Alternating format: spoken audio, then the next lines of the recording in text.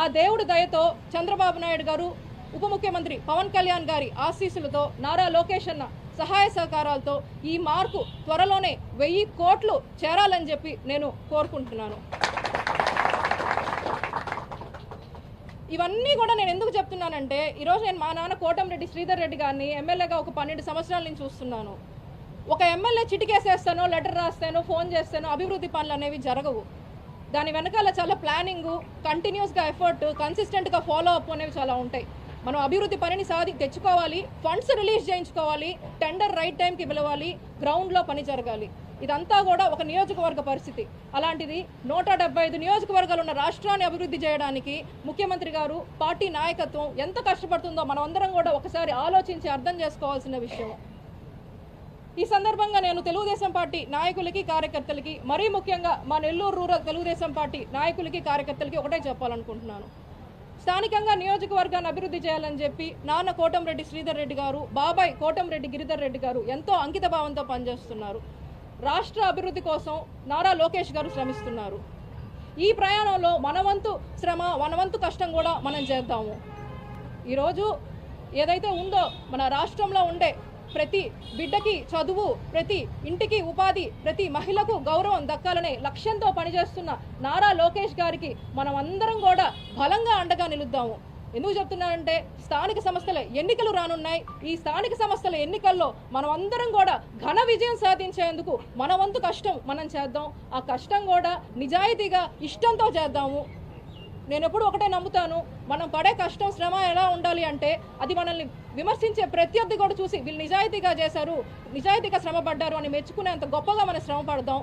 స్థానిక సంస్థల్లో ఎన్నికల్లో ఘన విజయం సాధించి నారా లోకేష్ గారు ఈరోజు వర్కింగ్ ప్రెసిడెంట్ అయ్యారు. వారికి మనం అందరం కూడా ఒక గిఫ్ట్గా ఇచ్చి అండగా నిలుద్దాము. ఈరోజు నియోజకవర్గంలో మనం చేసే పని ఇప్పుడు నేను చెప్పాను ఎలా ఉండాలి అనేది. మన కార్యకర్త మనల్ని చూసి గర్వపడేలా, మన ప్రజలు మనల్ని నమ్మేలా, మన పార్టీ జెండా ఇంకా పైకి ఎత్తేగరేలా గొప్పగా అందరం కూడా చిన్న చిన్న లోటుపాట్లు ఉంటాయి, అవన్నీ కూడా సర్దుకొని సమిష్టిగా కృషి చేసి ముందుకు సాగుదామని చెప్పి నేను తెలియజేసుకుంటూ సెలవు తీసుకుంటున్నాను.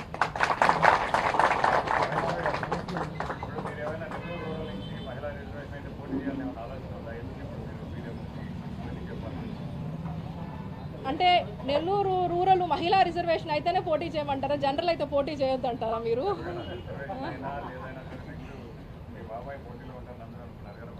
ఓకే, మీరు అడిగిన ప్రశ్నకి సీరియస్గా సమాధానం చెప్పాలంటే మాత్రం, రాజకీయాల్లో నేను నమ్మేది పదవి అనేది ఒక అలంకరణ. ఆ అలంకరణ కోసం మనం ముందు చేసే ప్రయాణం, తర్వాత మనం ఎలా కండక్ట్ చేసుకుంటాము, ఈ రెండే ముఖ్యము. మీరు అడిగారు కాబట్టి చెప్తున్నాను, నా మనసులో కానీ, నా తల్లిదండ్రుల మనసులో కానీ ఎవరు ఎమ్మెల్యే కావాలనుకుంటే అది ఖచ్చితంగా కోటంరెడ్డి గిరిధర్ రెడ్డి గారు 100% ఎమ్మెల్యే కావాలని మేము అందరం కూడా కోరుకుంటున్నాం. కానీ ఎవరు పోటీ చేస్తారు అనే విషయాన్ని డెసిషన్ తీసుకోవాల్సింది పార్టీ నాయకత్వం, చంద్రబాబు నాయుడు గారు కానీ, లోకేష్ గారు కానీ. అది నాన్న పోటీ చేస్తాడా, లేకపోతే బాబాయ్ పోటీ చేస్తాడా, లేకపోతే ఇంకెవరన్నా పోటీ చేస్తారా? ఎవరు పోటీ చేసినా నెల్లూరు రూరల్ తెలుగుదేశం పార్టీకి ఒక బలమైన కంచుకోటగా గెలవాలి. నేను ఎప్పుడో వచ్చే అలంకరణ ఏమొస్తుందో దాని గురించి ఇప్పుడు ఆలోచించి నా సమయము, నా ఎనర్జీ రెండు వృధా చేసుకోవాలనుకోవట్లేదు. అసలు దాని మీద కమెంట్ చేసే అర్హత కూడా నాకు ఇప్పుడు ఉందని నేను భావించడం లేదు.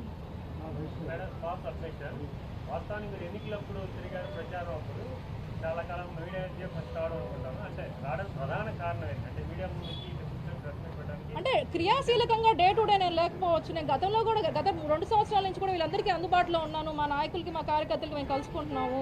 అంటే ప్రతిరోజు నేను క్రియాశీలకంగా లేనప్పుడు మీడియా ముందు వచ్చి మాట్లాడాల్సిన అవసరం లేదు కదా, వర్క్ చేసుకుంటే సరిపోద్ది కదా. మా నాయకులు, మా కార్యకర్తలతో అందరితో నాకు సంబంధాలు ఉన్నాయి. నాకు అందరూ కూడా వాళ్ళకి చాలా మంది వ్యక్తిగతంగా కూడా తెలుసు. ఓకే, ఈరోజు మహేష్ అన్న నన్ను ఇరకాటంలో పెట్టామని పట్టుమని 10 మంది కార్యకర్తల పేర్లు చెప్పమన్నారు. అందరూ కూడా నెల్లూరు రూరల్ నియోజకవర్గంలో ఉండే 26 డివిజన్లు, 18 గ్రామాలు, కనీసం 3 పేర్లు ఒక్కొక్కటి చెప్తాను, మీరు అందరూ వినండి. 1వ డివిజను కోడూరు కమలాకర్ రెడ్డి గారు, జయరాం రెడ్డి గారు, కుడుమల చిరంజీవి గౌడ్ గారు, షేక్ జావేద్, జానకి రామయ్య గారు, జానాగిరి గారు. 2వ డివిజను మేకల అనిల్ గారు, మేకల హరి గారు, మేకల రామూర్తి గారు, పోలు సుబ్బన్న, రాము అన్న, మనుబోల్ శ్రీధర్ రెడ్డి గారు. 12వ డివిజను సికిందర్ రెడ్డి గారు, 12వ డివిజను సికిందర్ రెడ్డి గారు, తనూజ గారు, అబ్రహం గారు, ఏసయ్య గారు, ప్రభాకర్ రెడ్డి గారు, కుంచాల విజయభాస్కర్ గారు, సుధాకర్ గారు. 17వ డివిజన్ ఊటుకూరు దత్తాత్రేయ, అజయ్ గారు, కటదగ్గర విజయ్ గారు, గుంజి శ్రీనివాస్ గారు, చెంచురామయ్య గారు. 18వ డివిజన్ మురళీనాయుడు అన్న, కటకం చైతన్య అన్న, పెనక శ్రీనివాస్ రెడ్డి గారు. 19 మదన్ గారు, జ్యోతిప్రియ గారు, డిష్ రమేష్ గారు, కోరం బ్రదర్స్, కోరం ప్రవీణ్ కుమార్ గారు. 20, 21, 22 ఈ 3 కలిపి చెప్తాను, ఎందుకంటే పక్క పక్కన ఉంటాయి కాబట్టి. అక్కడ వాళ్ళు ఇక్కడ వాళ్ళు అక్కడ అన్ని చోట్ల ఉంటారు కాబట్టి. చేజర్ల మహేష్ గారు, కవిత గారు, కోటిరెడ్డి అన్న, యానాది రెడ్డి అన్న, కంటే సాయిబాబా గారు, యోగానంద్ గారు, చాంద్ బాషా గారు, రోహిణి, సీతా మహాలక్ష్మి గారు. ఓకే, చాలామంది వచ్చారు. 23 నన్నం శ్రీను గారు, మేకల మధు గారు, సుధాకర్ రెడ్డి గారు, పుల్లారెడ్డి గారు, దుద్దకొండ శ్రీనివాస్ రెడ్డి గారు. 25 కదా, నెక్స్ట్ 24 అరవ సీను గారు, శాంతి గారు, సుధాకర్ గారు, పులి హరికృష్ణ యాదవ్ గారు, అశోక్ రెడ్డి గారు.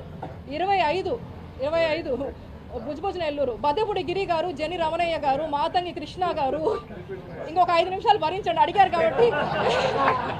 ఇప్పుడు నేను మధ్యలో ఆపేస్తే వాళ్ళందరూ ఫీల్ అవుతారు.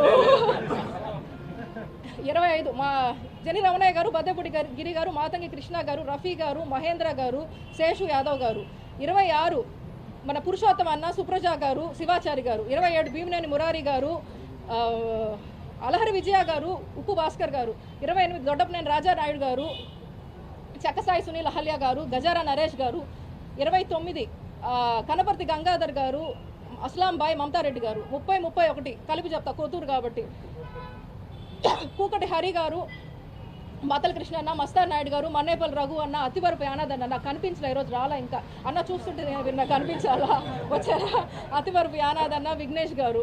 32 కాదర్ గారు, తోట సునీల్ గారు, అవినాష్ గారు. 33 హజరత్ నాయుడు గారు, మంజులక్క, నాకెంతో ఇష్టమైన మంజులక్క, మన్నం పెంచల్ నాయుడు గారు. 34 చిన్న మస్తాన్ గారు, సాబిర్ ఖాన్ గారు, గుంటూరు శ్రీధర్ నాయుడు గారు. 35 ఓకే అంకోష్ గారు, గిరీష్, లక్ష్మీరెడ్డి గారు, బర్రాబాసు గారు, యాకసిరి శరత్ గారు. 36 శశి, రసూల్, పిండి సురేష్ గారు. 37, 38 కలిపి చెప్తాను, భానుశ్రీ గారు, శ్రీనాథ్ గారు, విష్ణుప్రియ గారు, షేక్ రియాజ్ గారు. ఇంకా 41 లాస్ట్, అదొకటే ఉంది. కవ్వాకొలు విజయలక్ష్మి గారు, నాగేశ్వరరావు గారు, ఉచ్చూరు సురేష్ గారు, తంజావూరు వేణు గారు, కొండేటి సతీష్. 18 గ్రామాలు. మరి డివిజన్లు అన్నీ చెప్పి గ్రామాల్లో చెప్పకపోతే మా గ్రామాల వాళ్ళు ఫీల్ అవుతారు.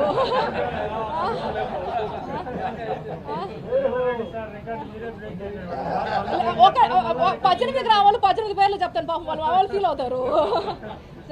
అయిపోద్ది. కొలకందుకూరు శివారెడ్డి గారు, హరిప్రసాద్ రెడ్డి గారు, తోడేటి మురళి గారు, దయాకర్ గారు, సజ్జాపురం కిష్టయ్య గారు, గోపాలయ్య గారు, వెంకటరమణయ్య గారు. కందమూరు చిన్న పెంచల్ నాయుడు గారు, పెద్ద పెంచల్ నాయుడు గారు, సింహాద్రి గారు. ములిమూడి కరుణాకర్ గారు, రామ్ గోపాల్ గారు, అట్ల నరసయ్య గారు, మొయిద్దీన్ గారు. పాత వెల్లంటి మురళి అన్న, సురేష్ అన్న. కొత్త వెల్లంటి శ్రీనివాస్ రెడ్డి గారు, ఇంకో శ్రీనివాస్ రెడ్డి గారు, ఆమర్ల వెంకటేశ్వర్లు గారు. అయిపోయింది. దొంతాలి వెంకన్న, శంకరయ్య గారు, మురళి గారు. ఉప్పుటూరు సుబ్బారెడ్డి గారు, శ్రీనివాస్ రెడ్డి గారు, సుధీర్ గారు. కొమ్మరపూడి గోపి గారు, సుధీర్ గారు, ఉప్పులేటి మహేష్ గారు. కొండ్లపూడి ఒంటేరు విజయ గారు, అశోక్ గారు. పొట్టేపాలెం అచ్యుతన్న, మా దేవరపాలెం వేమిరెడ్డి సురేందర్ రెడ్డి గారు, అశోక్ రెడ్డి గారు. ఇంకా 4 ఉన్నాయి ఇటుపక్క గ్రామాలు. సౌత్ మోపూరు ప్రముఖుల ప్రదీప్ గారు, మన శేఖర్ అన్న, మనోరం భాస్కర్ గారు. ఆమంచెర్ల జీవీఎన్ గారు, మల్లేని వెంకటేశ్వర నాయుడు అన్న, వేణు అన్న, వాకా వెంకటేశ్వర యాదవ్ గారు. కోఆప్షన్ సభ్యులు అల్లా బక్షు గారు. ఎక్కడ ఉన్నారు, ఇందో చూశాను. అయిపోయింది. ఇంకా అటుపక్క అయిపోయినాయి. ఇటుపక్క 4 గ్రామాలు. కాకుపల్లి ఈశ్వరయ్య గారు, కేశవుల గౌడ్ గారు, శివ, పెనుబర్తి భాస్కర్ రెడ్డి గారు, రవీందర్ రెడ్డి గారు. ఇంకా 2 ఉన్నాయి. లాస్ట్ పెనుబర్తి. మాదరాజగూడూరు గున్నయ్య గారు, సుధాకర్ యాదవ్ గారు, ఉప్పు కిష్టయ్య గారు, వెంకటేశ్వర్లు గారు.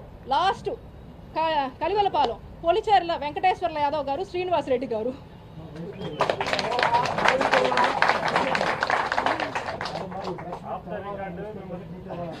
నాకు వినిపించట్లేదండి, కనిపించట్లేదు. అన్న ఏం అనుకోబాకండి, కొంచెం నాకు వినిపించట్లేదు, కనిపించట్లేదు కూడా మీరు.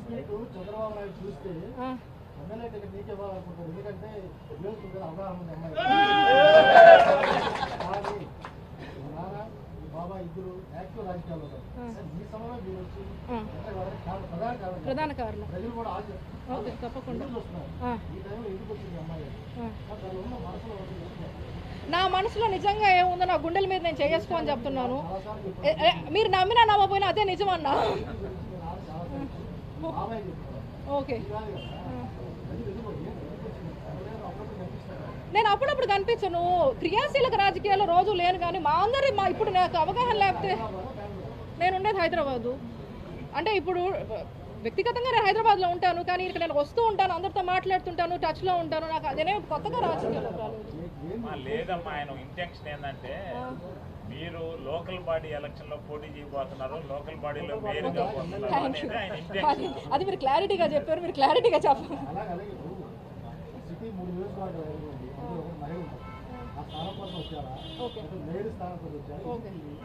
ఫస్ట్ ఆయన క్వశ్చన్కి మీరు క్లారిటీ ఇచ్చినందుకు మీకు చాలా థ్యాంక్స్ అండి. నాకు రెండో విషయం ఆయన అడిగారు, అంటే లోకల్ బాడీస్లో ఇంట్రెస్ట్ ఉన్నారా లేకపోతే మహిళ అయితే ఇంట్రెస్ట్ ఉన్నారా అని. ఈ లోకల్ బాడీస్లో ఇంట్రెస్ట్ ఉన్నారా అనేది అసలు నా మైండ్లో కూడా నాకు తెలిసి, మా నాన్న మైండ్లో ఎవరి మైండ్లో కూడా అది ఉందో కూడా నాకు తెలియదు. నాకైతే నన్ను కనుక ఈ ప్రశ్న ఇప్పుడు అడిగితే నాకు అసలు ఆలోచనే లేదు. ఒకవేళ నియోజకవర్గ స్థాయిలో చెయ్యాలా లేదా అని అది నిర్ణయించాల్సింది పార్టీ నాయకత్వం. నేను ఏదో పొలిటికల్గా కరెక్ట్గా మాట్లాడాలని నేను చెప్పట్లేదు, ఇది నేను నమ్ముతాను బలంగా. ఈరోజు కోటమిరెడ్డి శ్రీధర్ రెడ్డి అనేవాడిని మీ అందరూ ఎమ్మెల్యేగా మీకు తెలిసి ఉండొచ్చేమో, ఆయన ఎమ్మెల్యేగా ఈరోజు మీరు అందరూ చూస్తుండొచ్చేమో. నాకు మాత్రం ఒక రాజకీయ కర్షకుడుగానే తెలుసు. ఆయన కష్టానికి నేను అంత తగినంత కష్టం పడుతుంది అనుకున్నా, నేను భావించిన రోజే అది మీరు జరగదు ఏదైతే అనుకుంటున్నారు. అంతవరకు నేను అది పార్టీ నిర్ణయం, మా నాన్న నిర్ణయం, నా నిర్ణయం కాదు. నన్ను అడిగితే మీరు నన్ను అడిగితే నా గురించి చెప్తాను. ఒకవేళ నిజంగా పార్టీ నిర్ణయం దానివల్ల పార్టీకి ఏదైనా అంటే బెటర్ అవ్వద్ది, లేదు నాన్న కానీ బాబాయ్ కానీ అది వాళ్ళు కనుక నమ్మితే అది కరెక్ట్ అని చెప్పి నేను దాన్ని పాటిస్తాను వాళ్ళిద్దరు. ఇది కూడా అంతే.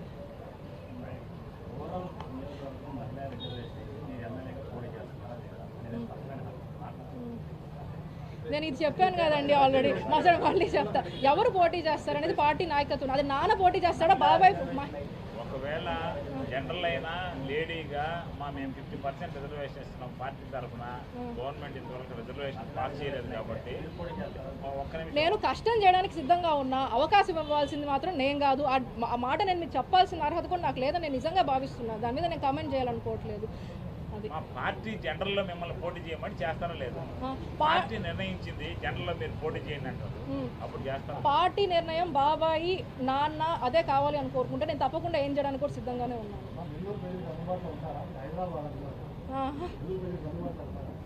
ఇప్పుడు నేను అందుబాటులో లేకపోతే ఈ పేర్లని ఎక్కడ చెప్తానన్న? అందుబాటులో ఉంటానే కదా. పాత రికార్డు నేను పాత వాళ్ళ పేర్లే చెప్పలేదు కదా, కొత్తగా వచ్చినారు. మూలెం విజయ్ భాస్కర్ రెడ్డి వాళ్ళందరి పేరు కూడా చెప్పాను కదన్న. తుతుకుంట శ్రీనివాస్ రెడ్డి అన్న పేరు చెప్పాను, అందరి పేర్లు చెప్పాను.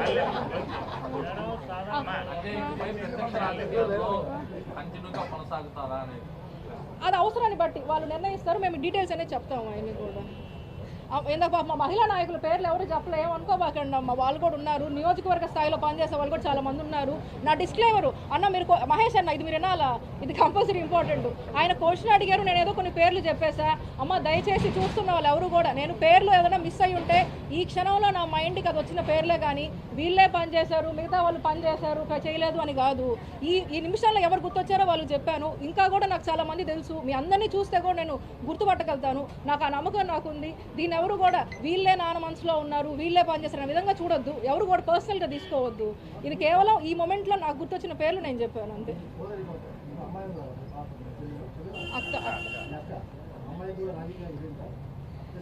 మేమందరం కూడా కార్మికులు అన్నా, మేము నాన్న కష్టాన్ని చూసాము. మేము కష్టం చేయడానికి ఎప్పుడు అందరం సిద్ధంగానే ఉంటాము అంతే.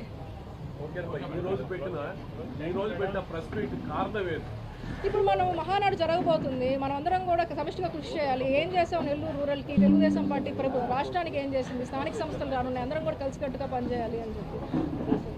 చాలా వర్కౌట్ చేయండి, ఇంత గుర్తు పెట్టుకోవాలని